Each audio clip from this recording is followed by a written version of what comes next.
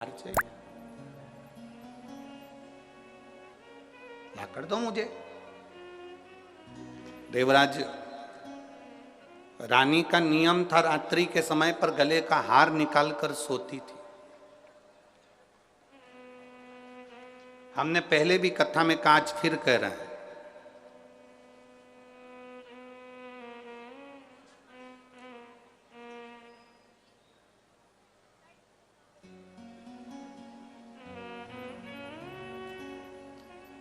चोटे की नजर तुम्हारे गले पर होती है, चेन पर होती है, मंगलसूत्र पर होती है। लुच्चे की नजर तुम्हारी सुंदरता पर होती है और महादेव की नजर तुम्हारी भक्ति पर होती है। हमने शिव महापुराण की कथा में पंढरपुर में भी कहा था कि भटिंडा पंजाब की जब कथा हो तो आप लोगों से निवेदन है कि गले में कोई सोने का सामान, कोई सोने का मंगलसूत्र, कोई सोने का कीमती सामान, कीमती मोबाइल, कीमती चीज़ें लेकर मत जाओ, क्योंकि मेरा भोलेनाथ तो खुद डायमंड है, अपने को वो लेकर वापस जाना है। अपने आभूषण सोने के लेकर नहीं आना, बहुत कीमती चीजें लेकर कथा के मंडल में नहीं जाना। भगवान की भक्ति करने जा रहे हो, दिखावे के लिए नहीं जाना हमको। हमें तो भगवान की अविरल भक्ति पाना है। जहाँ जगह मिल जाएगी वहाँ बैठ जाएंगे, हमें जहाँ जगह प्राप्त हो जाएगी वहाँ बैठ जाएंगे। मालूम पड़े दरवाजे पर खड़े चिल्ला रहे हो, आवाज़ लगा रहे हो, तुम हमें जानते नहीं है, तुम हमें पहचानते नहीं हो, हम तो इनके रिश्तेदार हैं, हम उनके नातेदार हैं, तो दरवाजे वाले भी कह देंगे, देखो यहाँ तो शंकर जी के सारे रिश्तेदार आए हैं, या रिश्ता एक ही चलता है भोलेनाथ का।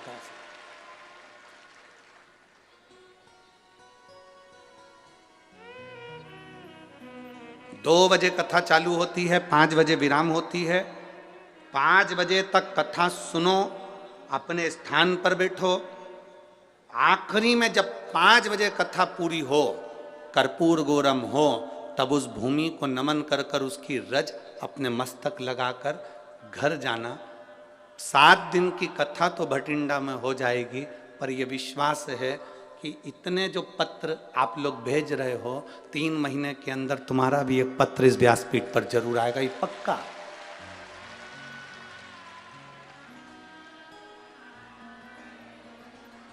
ये विश्वास मूल है। कथा में आओ, बैठो, घर वालों से कहकर आना कि मैं 2 बजे से 5 बजे तक कथा सुनकर आऊंगी, बीच में नहीं आऊंगी। स्थान ग्रहण करूंगी तो मैं 5 बजे कर्पूर गौरम कर्णावतारम होगा, आरती होगी, तभी उठूंगी, उसकी रज धारण कर कर फिर ये मेरे महादेव को उतरने के लिए शिव महापुराण की कथा हुई। आपको कहीं ढूंढने नहीं जाना। 7 दिन सेवा करो, भजन करो, कीर्तन करो। भगवान ने धन दिया हो तो किसी का मुंह झूठा कराओ, जल हो पीने की व्यवस्था करो। हाँ, ठंड ज़्यादा पड़ रही है, ठंडा पानी नहीं दे सकते, थोड़ी अपनी 2 बाटल हम कहते हैं साथ में लाओ करो, तो उसमें गर्म पानी किसी पड़ोसन को दे दो, पी ले, ज़्यादा ठंडा नहीं। बड़े भाव से, आनंद से सेवा का मौका मिला है। जितनी जितनी सेवा कर सकते हो और जितना जितना भजन कर सकते हो, 7 दिन भटिंडा वालों के इस पवित्र, समझ लो वो हेलीकॉप्टर को उतरने के लिए हेलीपैड बनाया जाता है, हेलीकॉप्टर उतर जाता है। ये पंडाल शिव महापुराण का जहाँ लगता है और शिव पुराण जहाँ होती है, वहाँ 7 दिन मेरा भोलेनाथ उतर जाता है। क्या देगा, क्या करेगा? हमारा विश्वास इस शिव पुराण से इतना है कि कई कई माताएं और कई कई भाई ऐसे हैं कि वो 7 दिन के अंदर ही उनका पत्र भी यहाँ पहुंचेगा। अगर दिल से सुनी तो 7 दिन में ही दे देगा, वो दिल से सुनी।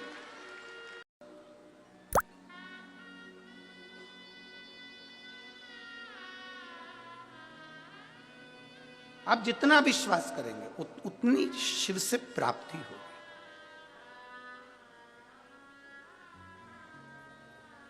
श्री शिवाय नमस्तु। तुम्हारा भरोसा दृढ़ दृढ़। देवराज चोरी का धन लिया है, रानी के गले का हार चुरा कर भाग लिया।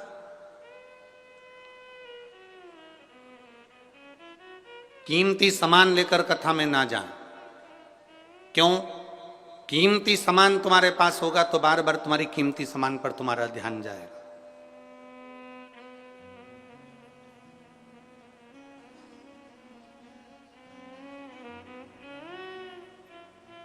कीमती सामान की ओर तुम्हारा ध्यान ना जाए, इसलिए अपने घर छोड़कर आओ। यहां एक कीमती है, शिव महापुराण की कथा।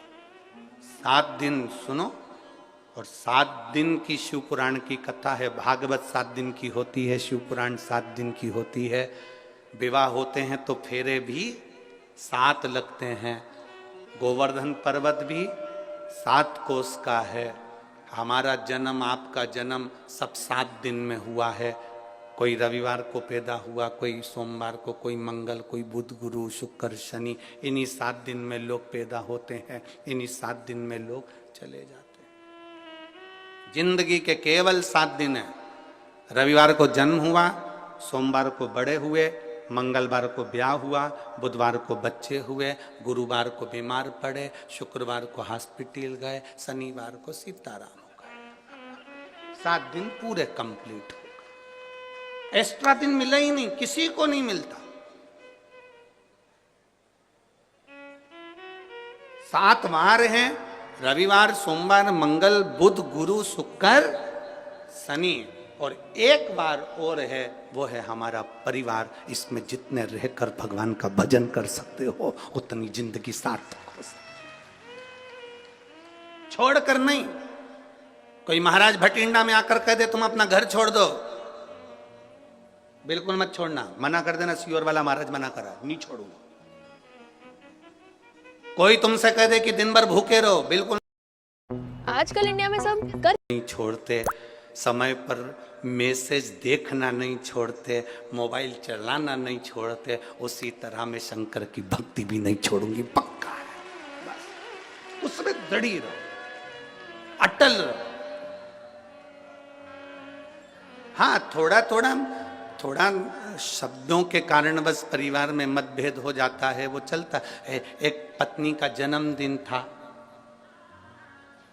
और पत्नी का जन्मदिन, और पति इतना खुश था कि आज मेरी पत्नी का जन्मदिन है और मैं उसके लिए केक लेकर जाऊंगा। और उसने तुरंत केक वाले को ऑर्डर दिया कि तू केक बना। केक वाले ने पूछ लिया तुम्हारी पत्नी का नाम क्या है, तो उसने कहा मेरी पत्नी का नाम तपस्या है। और केक वाले ने केक बनाया, केक पत्नी के सामने ले गया, जो खोला और खोलते से ही लड़ाई चालू हो गई, क्योंकि केक पर तपस्या नहीं समस्या लिखा था। लड़ाई चालू। पति की कोई गलती है? अरे बोलो तो। उसने तो, उस केक वाले ने पूछा पत्नी का नाम क्या, उसने कहा तपस्या हो। अब केक वाले ने लिख दिया समस्या, और पत्नी के सामने केक पहुंच गया। बहुत बड़ी समस्या खड़ी हो गई, बहुत बड़ी। हो जाता है संबंधों में, कहीं ना कहीं थोड़ा ना थोड़ा कुछ बातें हो सकती हैं, पर हमें तपस्या की समस्या नहीं करना है। भक्ति करो, भजन करो, और जितना जितना भक्ति में डूबोगे उतना उतना सुख का एक आनंद पाओगे। देवराज सोने के आभूषण चुराकर जा रहा था एक वेश्या को प्रसन्न करने के लिए। दुनिया को प्रसन्न करने के चक्कर में व्यक्ति गलत काम कर बैठता है। दुनिया को प्रसन्न करने के चक्कर में व्यक्ति गलत काम कर लेता है।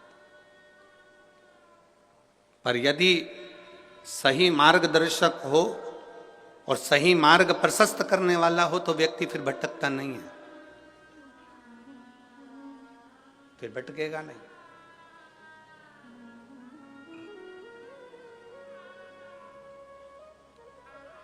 अगर सही मार्गदर्शक है तो। एक माता ने पत्र लिखा है कि मेरे